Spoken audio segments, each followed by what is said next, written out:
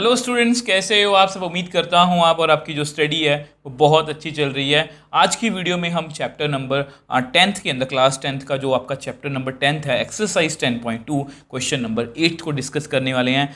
तो ध्यान से देखो, इससे पहले मतलब जितने भी क्वेश्चंस हैं, एग्जाम्पल्स हैं और बेसिक पार्ट, इन पूरे चैप्टर की प्लेलिस्ट आपको नीचे डिस्क्रिप्शन बॉक्स में मिल जाएगी। बेसिक बहुत ज़रूरी है, बेसिक को आपने बहुत ध्यान से करना है। आपको याद है, मतलब मैं वैसे ही बता रहा हूँ, ये इंपॉर्टेंट बातें हैं और कुछ मैंने बातें आपको अपने एक्सपीरियंस से बताई हैं।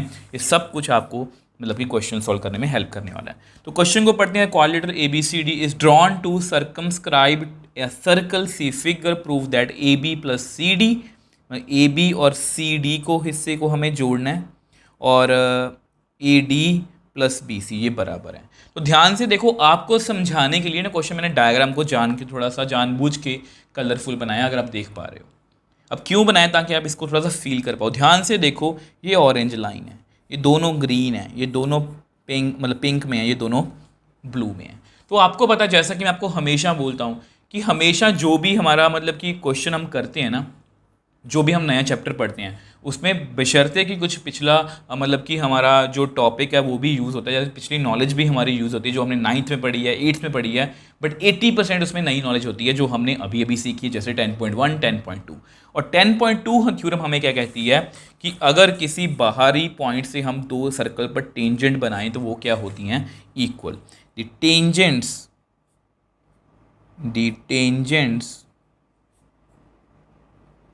from an external point are equal। तो ये हमारी थ्योरम 10.2 कहती है। अब इसका क्या यूज़ है, आप ध्यान से देखना। ध्यान से देखो, अगर आप सिर्फ इस ऑरेंज वाले पार्ट को देखो, अगर आप सिर्फ इस ऑरेंज वाले पार्ट को देखो, तो ये ए से एक एक्सटर्नल पॉइंट है, बीच में सर्कल है और वहाँ से दो टेंजेंट्स बन रही हैं ना। मैं ये पॉइंट लिखना भूल गया, तो ये पॉइंट कितना है, पी। तो ये दो टेंजेंट्स बन रही हैं, ए पी भी टेंजेंट है, ए एस भी जो है वो क्या है, टेंजेंट है। अब इस क्वेश्चन में एक बात आप ध्यान रखोगे, मैं आपको पहले बता रहा हूँ कि मैं इसको ऐसे लूँगा, इसको भी ऐसे, और उनको बाद में ऐड कर दूंगा। तो ऐड हमें इस तरह से करना है, इस तरह से देखो। चलो बाद में बात करते हैं, पहले इसकी बात करते हैं। तो मैं लिख देता हूँ, since A is external point.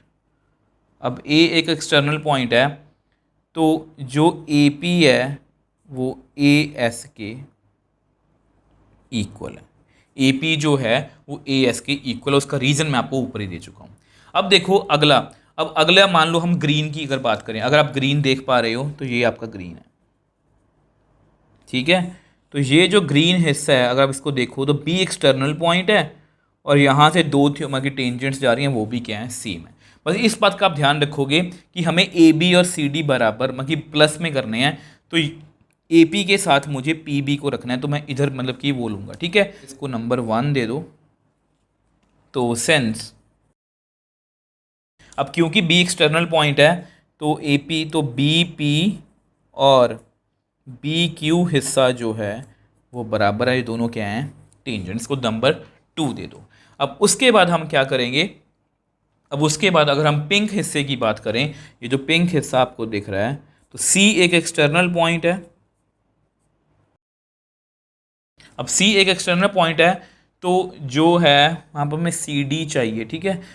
Right left hand side में देखो ए पी और बी पी बनेगा। लेफ्ट हैंड साइड में ना मुझे प्लस सी डी, मतलब ये सी आर मुझे हिस्सा रखना पड़ेगा, क्योंकि सी डी इसी से बनेगा। C R is equal to C Q. नहीं तो नॉर्मली बच्चे करते हैं, इसको उल्ट पुल्ट लिख लेते हैं, सी क्यू इधर लिख लिया, सी आर इधर लिख लिया, फिर जब आप ऐड करोगे तो आपको क्वेश्चन सॉल्व नहीं होगा। अब लास्ट रह गया, अब लास्ट रह गई ब्लू वाली लाइन। अब ये जो लाइन है, ये भी आप देख पा रहे हो, तो यहाँ पर कौन एक्सटर्नल पॉइंट है, डी। तो डी हमारा एक्सटर्नल पॉइंट है, तो सी अगर मुझे डी आर को, तो डी आर भी एक टेंजेंट है और डी एस भी एक टेंजेंट है। इसको आप नंबर 4 दे दो। अब हमें क्या करना है, ऐड 1 2 3 एंड 4।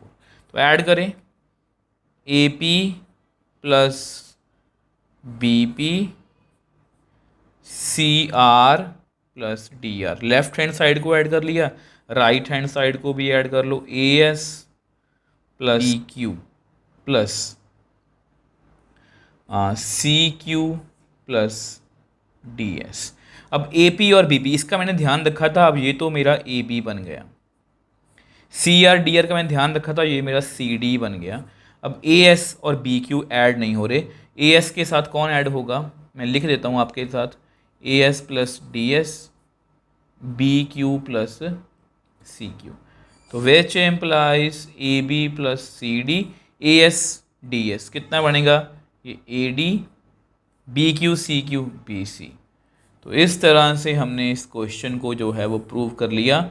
ठीक है, देखो मैं सिर्फ आपको क्वेश्चन सॉल्व नहीं करवा रहा, मैं आपको साथ में आपको गलतियां बताने की भी कोशिश कर रहा हूँ, क्योंकि सोल्यूशन तो जैसा कि आपको पता है कहीं से मिल जाएगा। मैं आपको जस्ट आपकी गलतियां बताने की कोशिश कर रहा हूँ। कुछ बच्चे क्वेश्चन को समझ लेते हैं, वो जस्ट यहाँ पर उल्टा पुल्टा अगर आपने ए एस को इधर लिख लिया और ए पी को इधर लिखा, जब आप ऐड करोगे तो आपको क्वेश्चन सॉल्व नहीं होगा। तो मैं स्टार्टिंग से देख रहा था कि ए पी के साथ मुझे पी बी चाहिए, बी क्यू के साथ मुझे सी क्यू चाहिए, ठीक है, इसलिए मैंने सी क्यू और बी क्यू को एक साइड पर रखा। सी आर के साथ मुझे डी आर चाहिए और डी एस के साथ मुझे ए एस। तो इस तरह से हमने इसको मतलब ऐड किया और हमारा आंसर जो है वो आ गया। आई होप ये क्वेश्चन आपको अच्छे से समझ में आया। अगर वो फिर भी कोई डाउट आप मुझे नीचे कमेंट बॉक्स में लिख सकते हो, मुझे इंस्टाग्राम टेलीग्राम पर मैसेज भेज सकते हो, मैं हमेशा आपका रिप्लाई करता हूँ। अगर आपको वीडियो थोड़ी सी भी हेल्पफुल लगी है तो वीडियो को लाइक कीजिए, शेयर कीजिए और इस चैनल को सपोर्ट कीजिए।